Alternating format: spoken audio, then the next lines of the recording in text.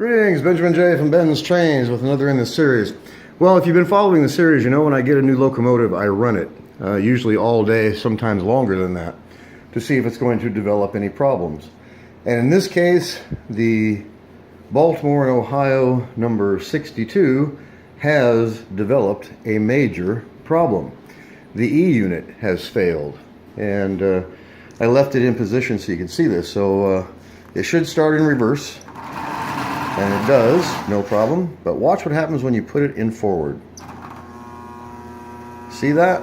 It just sits there and buzzes. Reverse, forward. So, the problem with the E unit, it is basically a solenoid operated switch. And as oxide has built up on the contacts, when you finally get these things running, those contacts start getting hot, because they have a lot of resistance from the oxide. And usually it'll run for several hours, sometimes several days. And then it will develop a problem just like this, where it just will not go into forward. Sometimes it won't go into reverse. Sometimes it won't do either one. It'll just sit there and buzz. So I've already tried contact cleaner. That has not worked. So very likely I'm going to wind up bypassing this E unit. It isn't worth the time and the expense to replace it. It's a major overhaul of the motor. You have to pull the wheels, split the case, remove the E unit, replace it, put it all back together, and then hope the new one works. So in any case, I'm very likely going to pull this motor out of here and bypass the E unit, which will make it forward only, but it will also increase its available power. It'll run better. You'll never have to mess with it again. So I can't foresee this actually working at all, and especially after I've already sprayed it with contact cleaner. So I will do a bit of experimenting with it, but very likely I'm going to have to bypass it.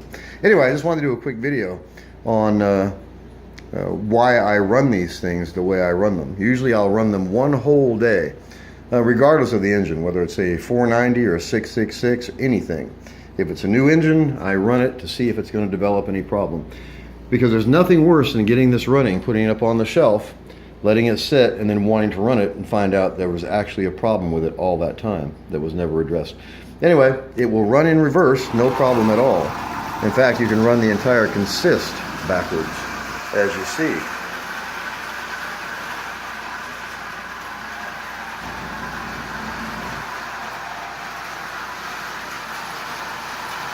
And then occasionally it will run forward, but in most cases now, it just sits there and buzzes, as you see. So, really not much left to do. Once you've tried to clean the contacts and that hasn't helped, the only thing that's going to repair it is to bypass the E unit or replace it.